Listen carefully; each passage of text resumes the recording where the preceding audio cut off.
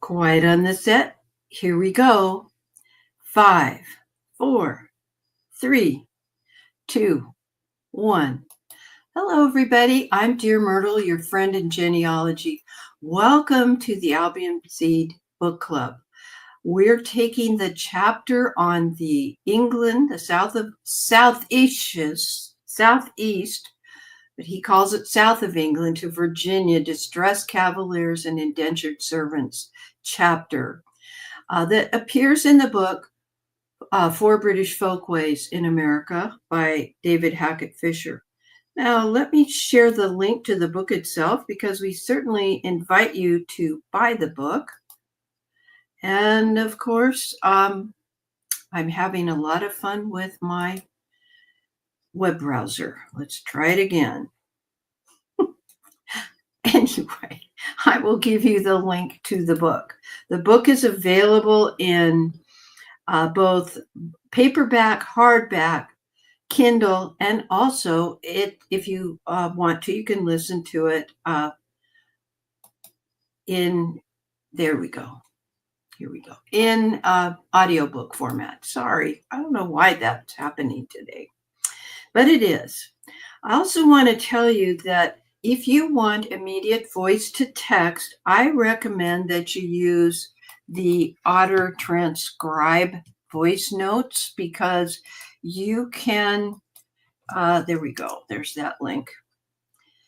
Because you can use it in other settings where you need immediate voice to text. It's not available through StreamYard even if you are just working within StreamYard, let alone reaching out to the YouTube side. So we have a few people out there. Let me know if you're here.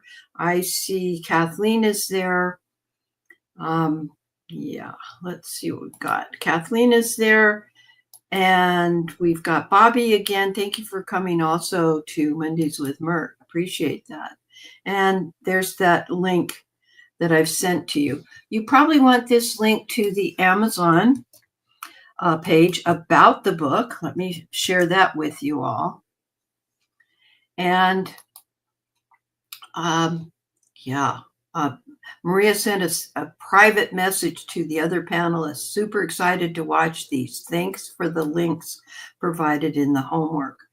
Now, the homework is interesting because the first few pages look just like the first few pages of what we worked with last time we met when we talked about the migration to New England.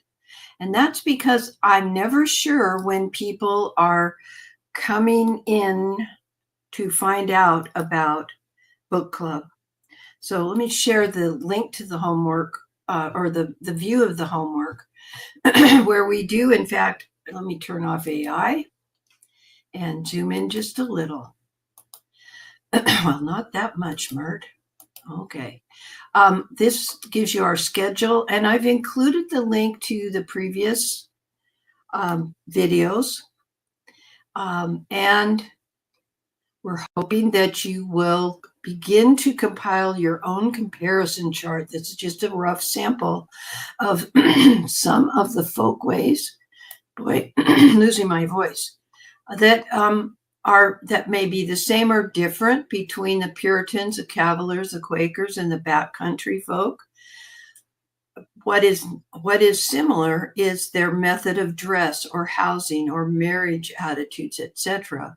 here in the New World with how they were in the Old World. And then here's information about the roles we play. I'm normally the moderator, but I get to be a regular panelist because today Hillary, who lives in Wales, but her research is in England, will be our moderator. The homework is compiled in PDF format and out of copyright respect for the author's copyright. We only quote little teeny bits to understand just a few of the folkways that have carried over from the old country to the new country. So Hillary, let me bring up the rest of the panelists for you, and you can introduce them and take it away. Yeah. Beneath where we've got Christine, And next to Christine, we've got Maria. And I think where we will start is basically, I'm going to, I know he describes this chapter as being south of England, but we, when we dealt with the previous chapter, we were dealing with people from Kent. So it may include some people from Kent, but not everybody in Kent, which is on the far southeast of England, would have necessarily been part of this migration to Virginia. Some of the people from Kent actually were Puritans that went up to Massachusetts on the previous one. So I wanted to make that obvious. That it meant a lot of some of those people may be more appropriate to the previous chapter. The idea of marriage was also a bit a more different sort of thing. I think really with the Puritans, we were looking more at people marrying more for sort of actually being loving each other. They did a lot more marriages to keep the money and the land and the power in the same families. So there would be a lot more cousin. You'd marry somebody that might be already related, or in a powerful family that would help improve your status in the community and whatever. So it was very much sort of it was determined certainly in that the Cavalier which were what would have been the Virginian elite would have been people that were marrying to keep that status, and to them the status was all important. In fact, they really were. There was an entitlement due to birthright in how they were born. What family they were born into, and that, and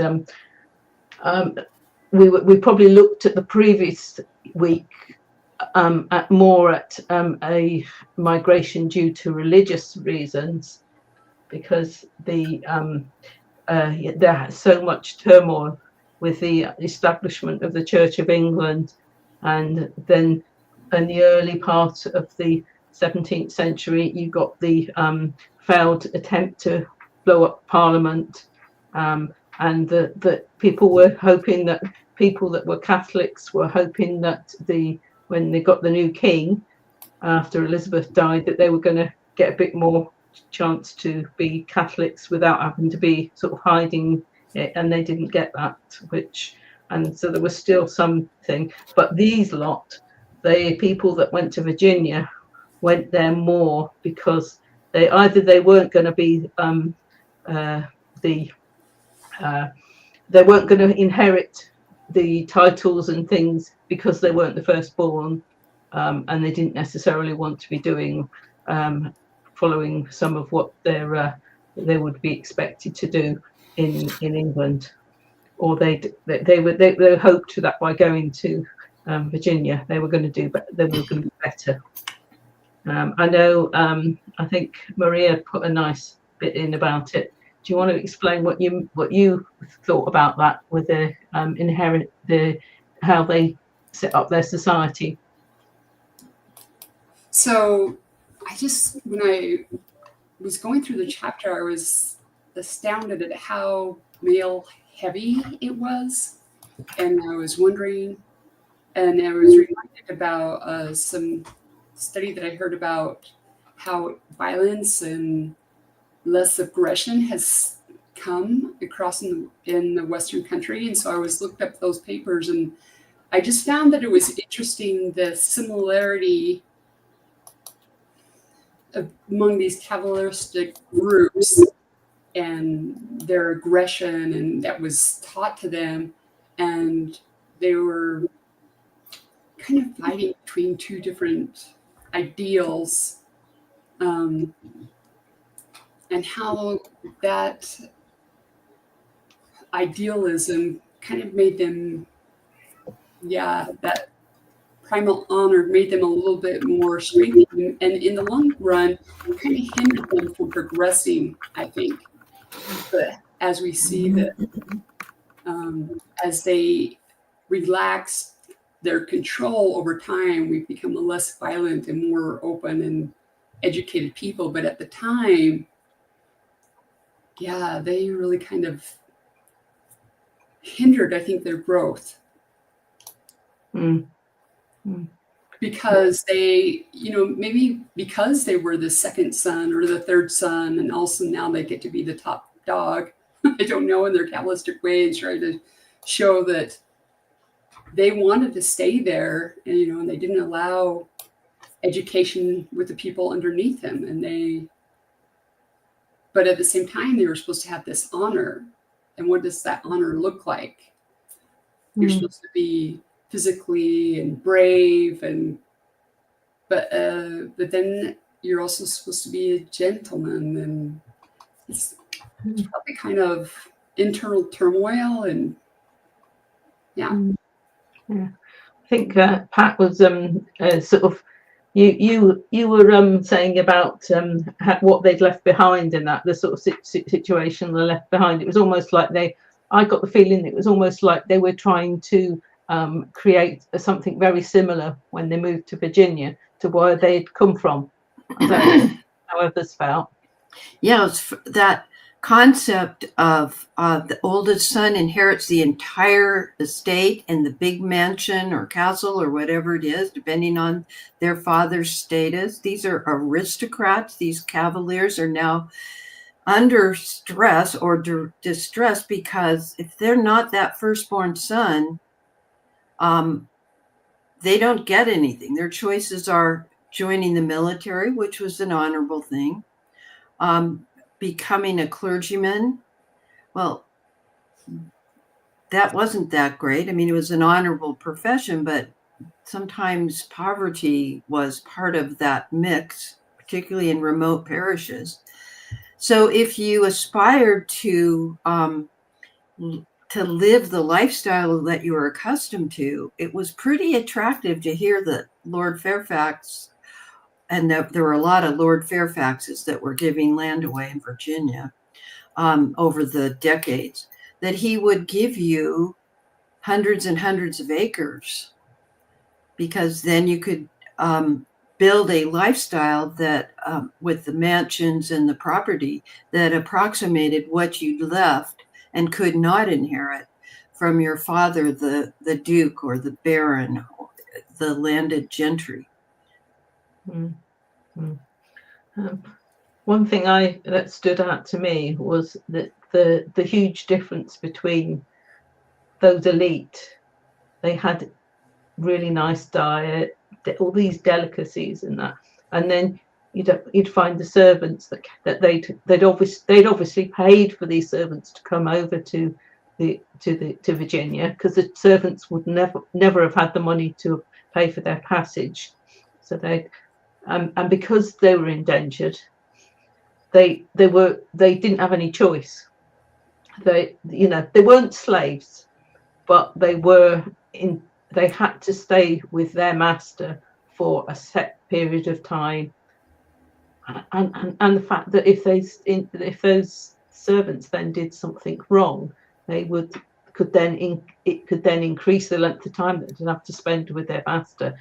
That was really And the super unkind masters would fabricate, and that in order to extend the service.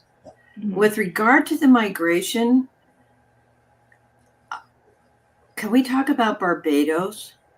Yeah. Christine did a nice bit on Barbados and how the plantations and things were set up in Barbados. So I think they were set up before some of Virginia, or about the same time.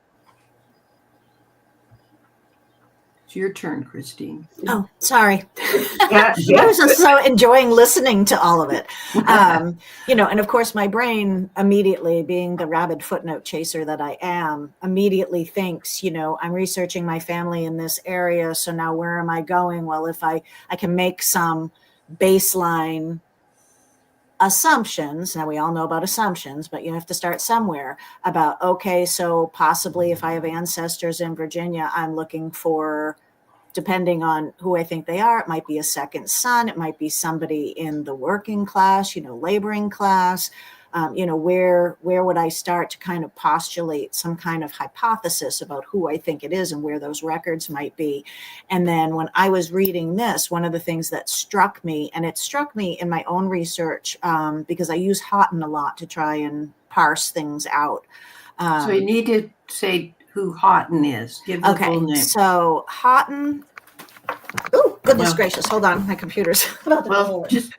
He does a book, which actually has to happen right here. It's called The Original Lists of Persons of Quality, and it's who Robert Charles Anderson drew on a lot for his immigrants to Massachusetts in the Great Migration, and it is port lists from England to wherever. And so Fischer mentions that, somewhere between 20 to 42,000 immigrants come, and they end up in Barbados. So I think one of the things that's important to remember when we're looking, they may have been in the States now, but not to assume that it was a straight hop from wherever in the States, in this case, Virginia. They didn't go, from England, maybe, to the States. They may have made a little stop in Barbados. And with those numbers, I think that's really interesting. And a lot of the records, and I did kind of fall down a little bit of a rabbit hole doing my homework,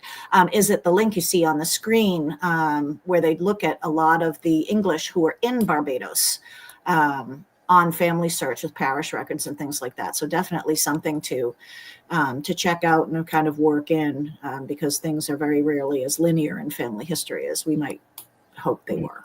Yeah, I noticed that I was looking for records that over in this country, over in England, and they colonial America and state papers were one of the things that I found on the National Archives, like in the English, the National Archives, not the English National Archives.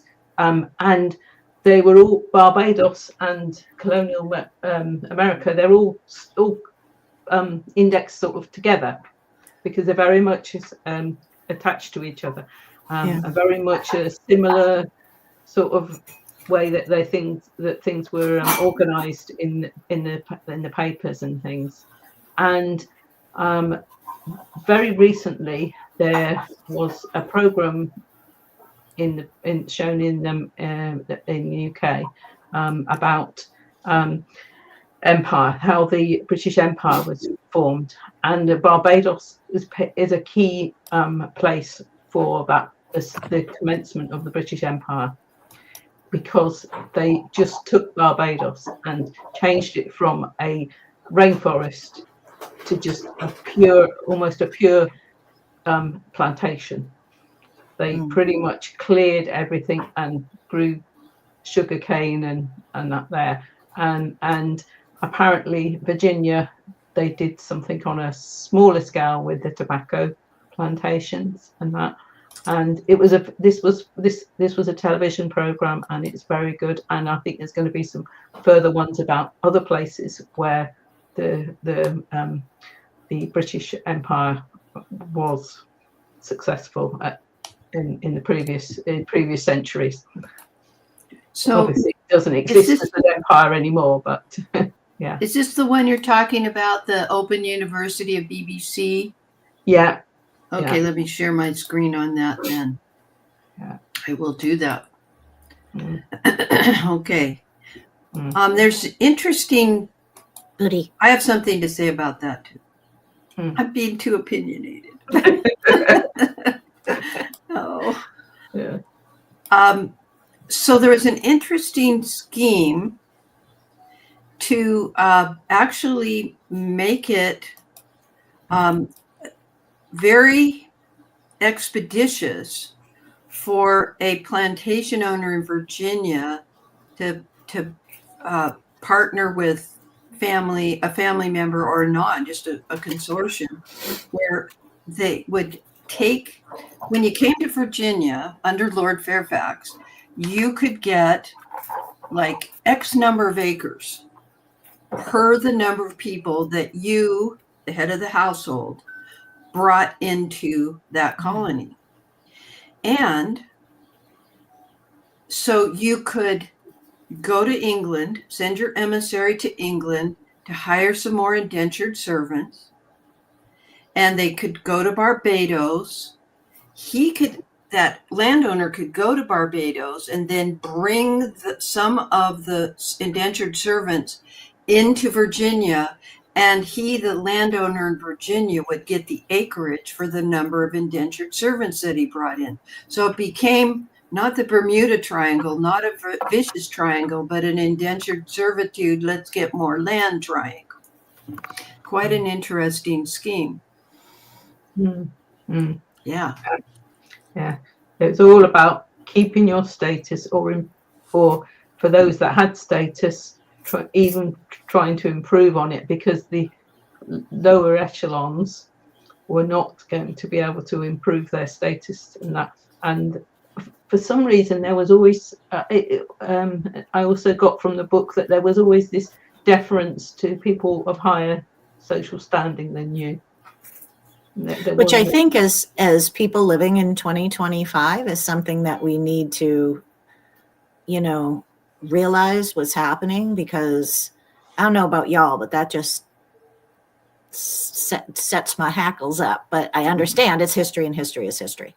But it is important to realize, because it did inform the way that, that the culture developed and that the people developed, and that sort of thing. And, one of the other things when we talk about people that came over is that they didn't, unlike the ones that came over in the last chapter, these folks weren't in family groups. Yeah. So there was a very different setup community-wise, if you will, when you have a lot of unrelated individuals and not really family groups coming together. That are the servants, yeah. Yeah. Yeah, and how awful that the person that brought him over to be servants in his field or in his household, indentured servants, that he got the land and kept that land. Yeah. Now, part of the indenture was that at the end of the indenture, he was to give something like 50 acres and a shovel and a full set of clothing to that indentured servant upon the expiration of the indenture contract. And it was so heavily controlled that not only did the land get processed so that the owner of the contract could increase his holdings, but there was a commitment that it was illegal if you didn't register that incoming indentured servant with the government. Somewhere in my homework there. And they also, and I also get that, and I also got from it something about they were quite distrustful of the Cavaliers were quite distrustful of anyone that wasn't sort of English, and that probably helped lead on to slavery when they thought, oh, we can get these people, treat them as chattels, we don't have to pay them like we do we would an indentured servant. So we're,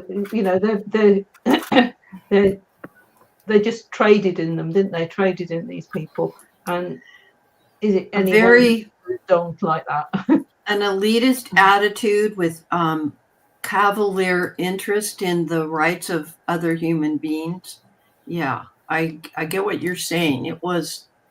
It persists in the minds of many, sadly, to this And you day. would think, as not first sons under the laws of primogeniture, when they were not given anything and had to go fend for themselves, and yet they perpetrated exactly what happened to them on everybody else, only a lot worse.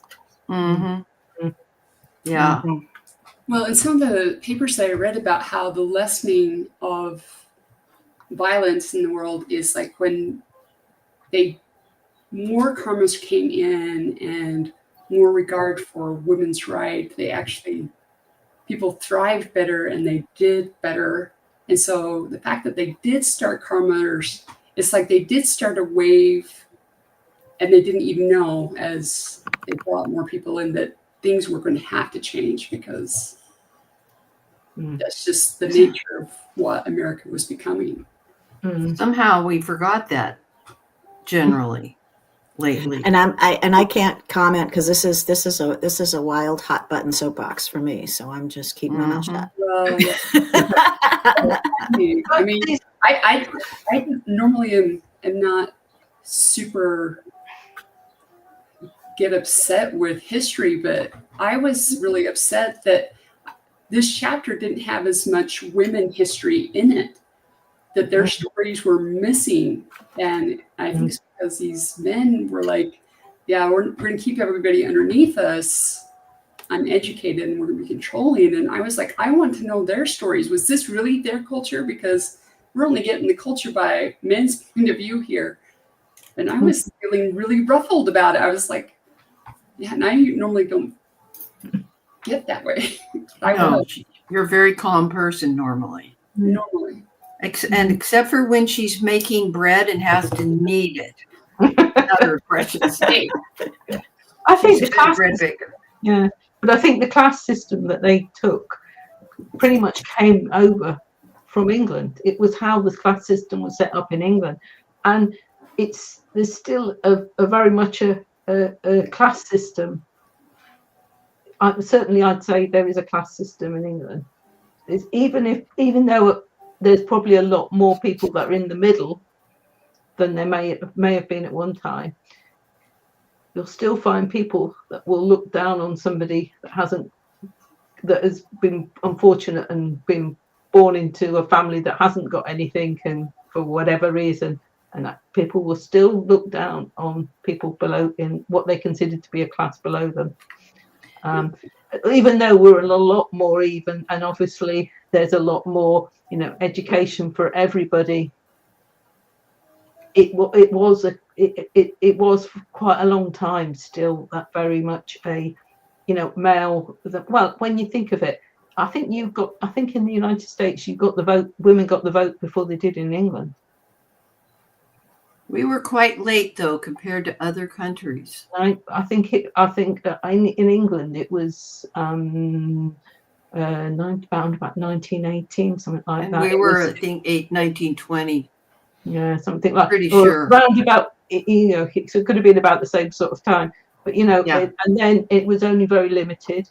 But then even working class men didn't get a vote in England until quite late on. You had to own property. It was always a case of you had to own property, and they took those attitudes over with them. That if you own property, you were higher standing than those that didn't, and they kept that. They very much kept that in that colony. Just another way to keep somebody under the thumb. Yeah. I wanted, when I think of the Cavaliers, I think of the duels of some of our early founding fathers, duel to the death, that was like a chivalrous thing. But when you were talking about the part about in your homework, Maria, about the violence, what the heck is goose pulling? Talk to us about that. Yeah. I was shocked. Well, they would like take all the feathers off the neck of the goose, and then they would grease it, and then the men would, out of bravery, try to ride past and grab the head and actually pull it off. That's gross. And in the homework, it was interesting. They said that sometimes the man trying to do that would actually fall off the horse and break his own neck, or he would lose his fingers to the goose. I'm Oh like, my gosh. just the treatment of animals and stuff like that. And the young men, I mean, like the little boys would sometimes see these older men doing this and like, well, I'm going to try and bite the head off of this little bird. And I'm like, oh, that is just to show that I'm brave. Yeah, I would have thought that would be the backwoods people Yeah. who had to defend their rights back in the old country, that it was, you had to get your deer so that you could survive for the winter.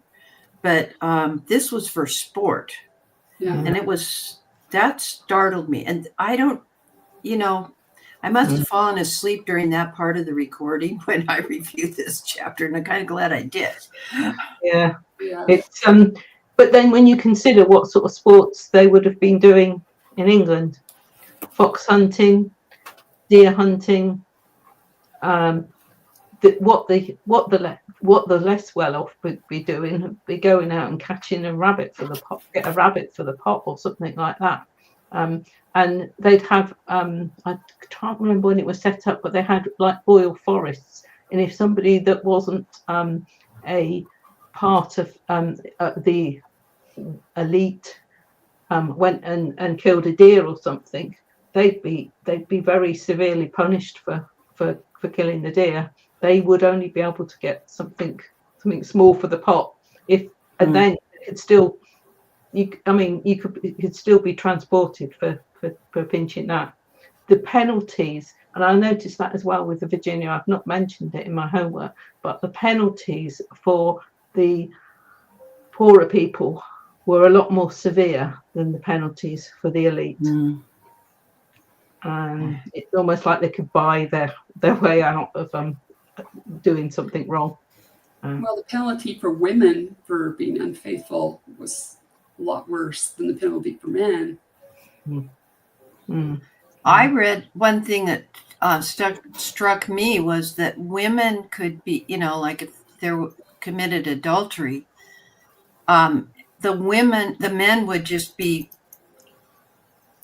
I don't know, patted on the back. I don't know. But the phrase of she could be dragged through the water behind a boat, that was the penalty the woman would have to endure. And I'm like, I just can't even imagine that. But enough of that. Can I just bring up a couple of comments, Hillary, from the group? Yeah. Gwen is saying that some of these early landowners were actually, they established universities but enslaved people are different from indentured servants. These enslaved persons were definitely Africans who were brought here on those horrendous slave ships. The indentured servants didn't have it on the first class level.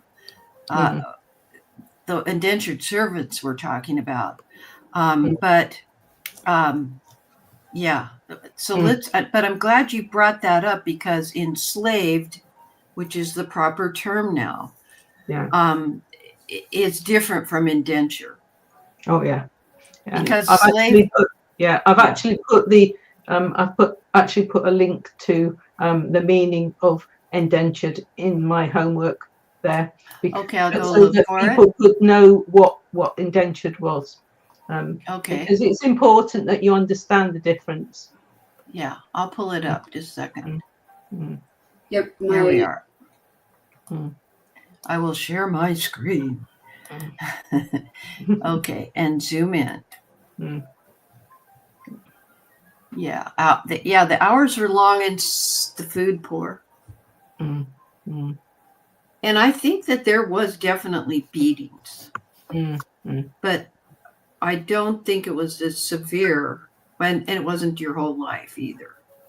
I think you were indentured for 7 years, something like that. That would be the initial indenture, I think, something like that.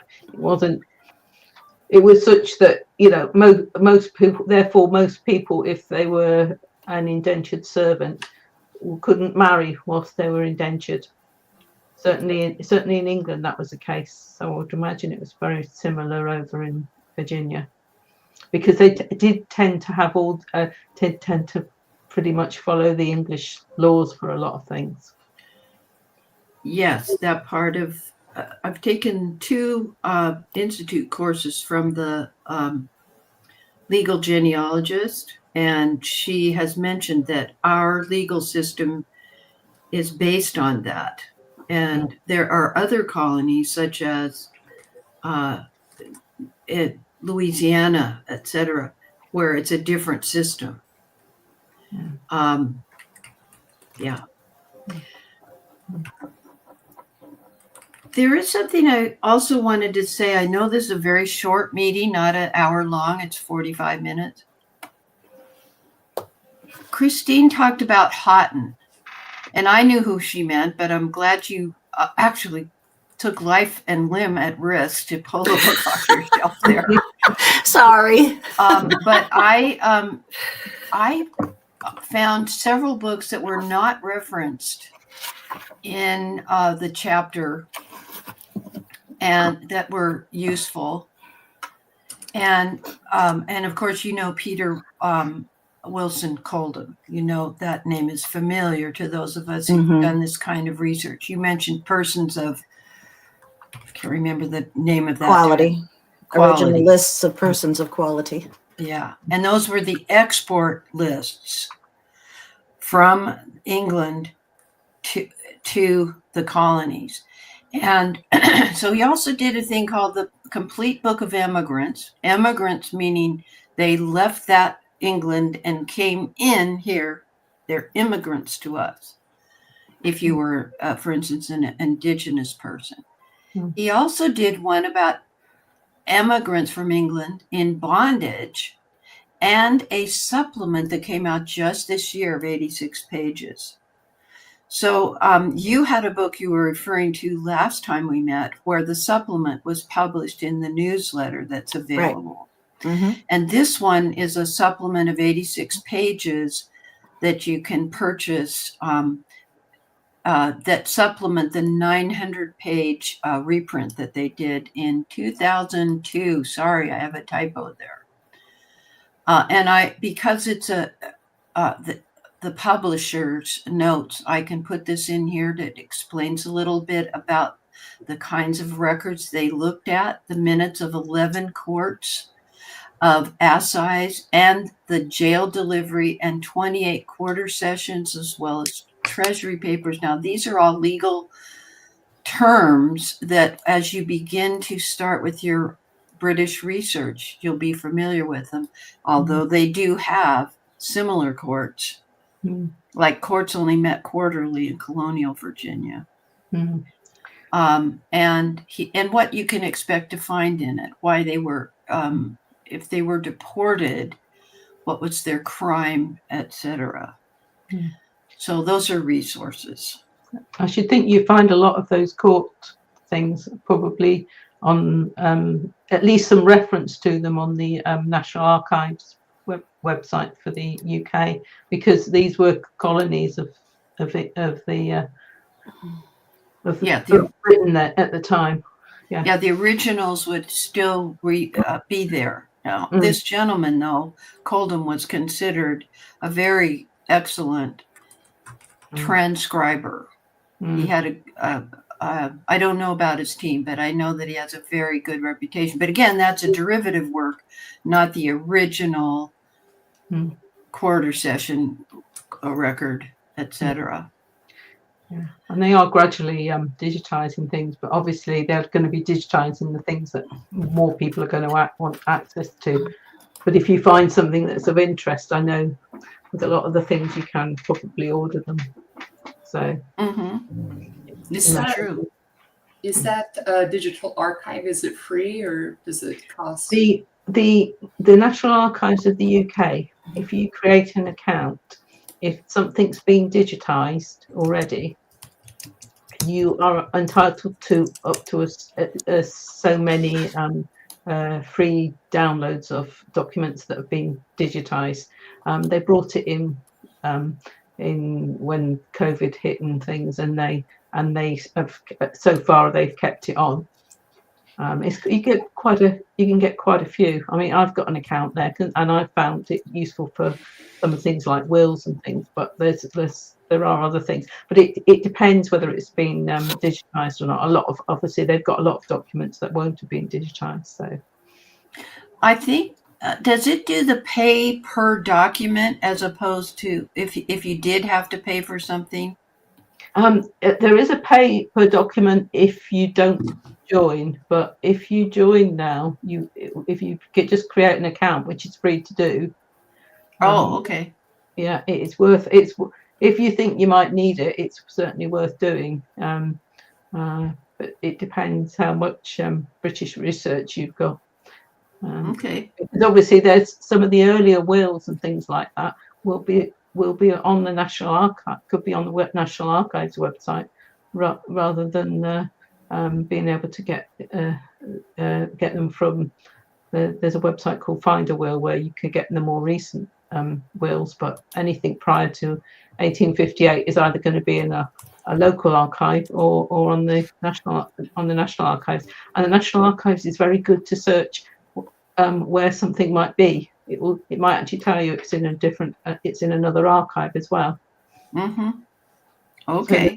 So there might be some records might be, although they might be a national record, they might actually be being held in an archive somewhere else in the country. Okay.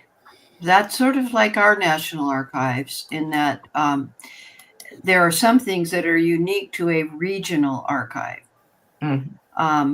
But anyway, while you're talking about, and our time's wrapping up, talking about websites that are useful, in my opinion, the subject of indentured servants wasn't deeply covered in this chapter. I mean, that's a lifetime of research.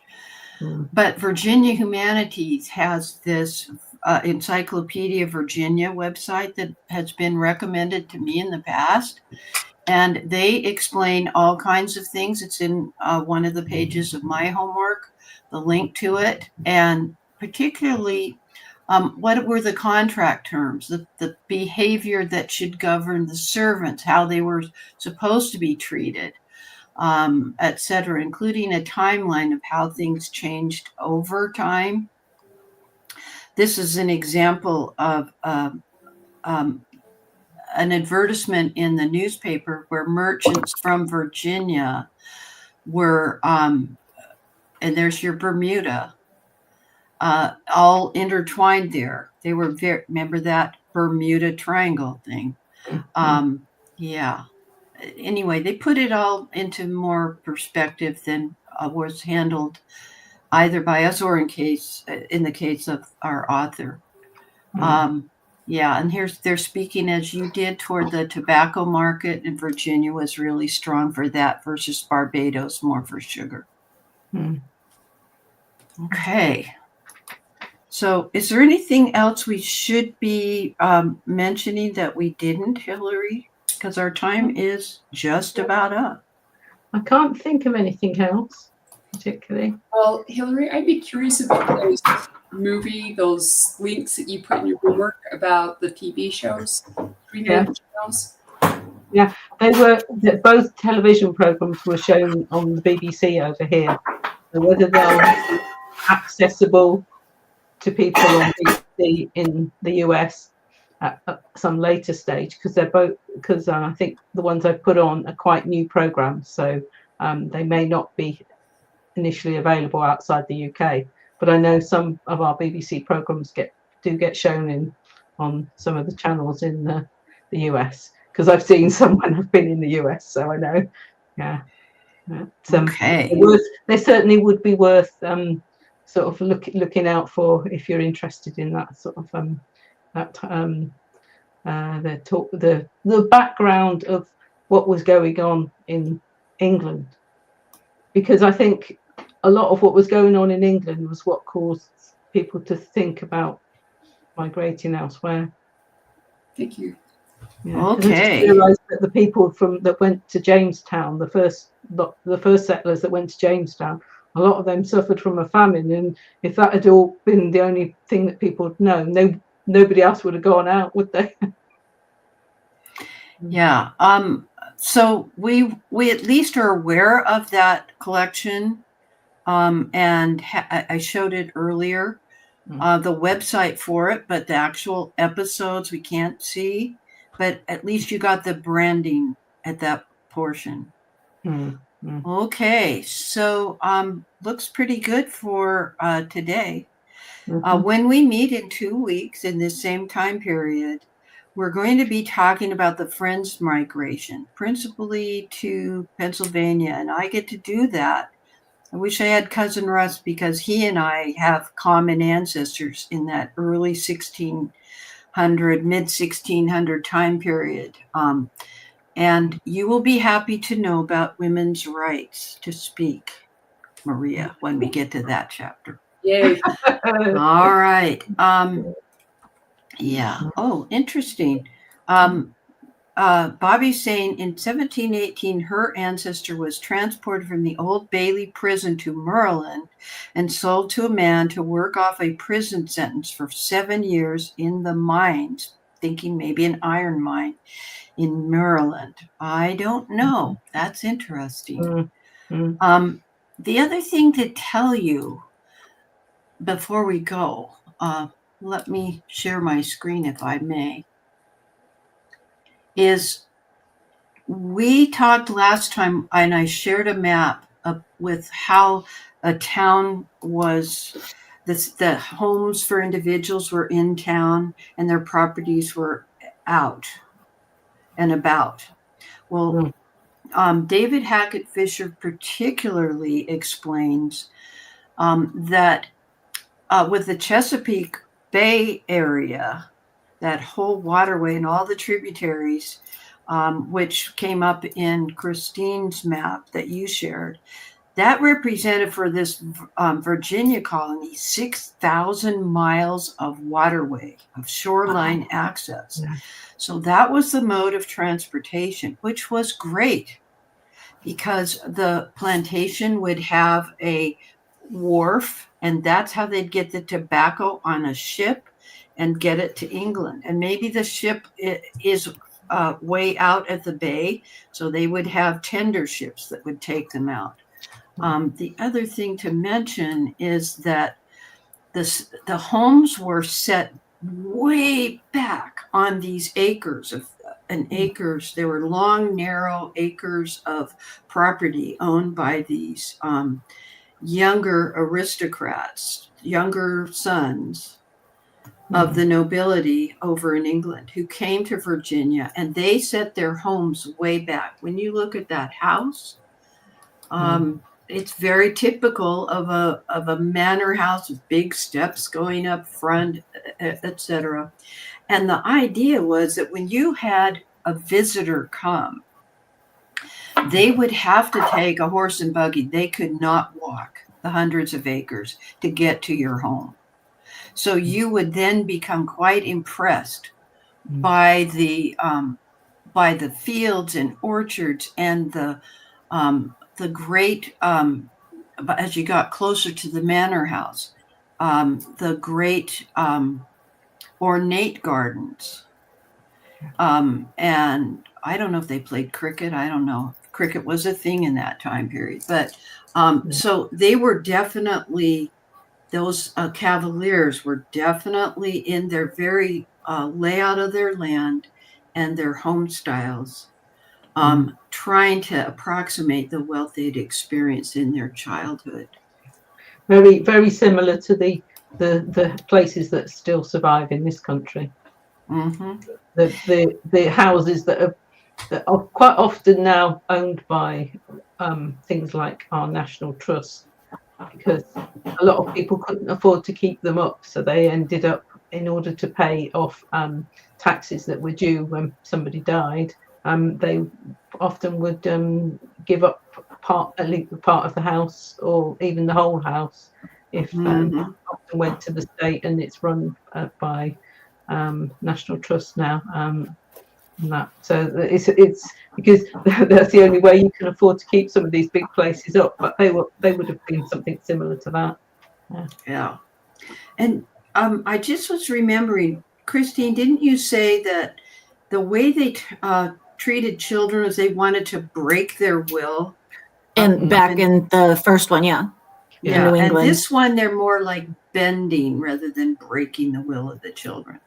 Mm. But to Hillary's point, to not educate children, maybe the men, maybe the boy child, and not take to the education. They're supposed to take to the education of young children that were indentured servants. I've had people come to my webinars who have documentary evidence that their ancestors came over with a mama, and the mama died on the way over, and that child had to serve for her indenture. Wow. Crazy stuff. Mm. On that cheerful note, did you have anything else you want to say, Hillary? Yeah, I think we've more or less covered everything. We've probably forgotten something, but There's a lot in this chapter, Yeah. in each of them. So yeah. get the book, guys, and do some comparisons, contrast and compare with what you know of your ancestors' experience. And next week we'll deal with the Quaker migration. Thank you very much, Hillary. Did a great job. Each of our panelists did. It was good to see people on the YouTube side. Believe it or not, only 13 of you have stuck it out with us, but we got quite a few, almost 200 people watching it on the YouTube afterward. Nice. They don't include this 13 in the number of those that watch it live are not included in that number. And if you think of a typical genealogy society meeting, if you were to go to one in your local community, other than you, Christine, because you live in New England, where you're all big on this stuff, you'd be lucky if you got 20 or 30 people at a meeting. So to get a couple hundred people watching what you guys do as panelists really is awesome. And the watch times are lengthy, not just watch it for 2 minutes. They're very interested in what y'all are doing. So thank you. I appreciate you, Hillary, especially for the work you've done. All righty. Well, there's nothing left to say, but I'm Dear Myrtle, your not so retired genealogy friend. Happy family tree climbing, everybody. That's a wrap.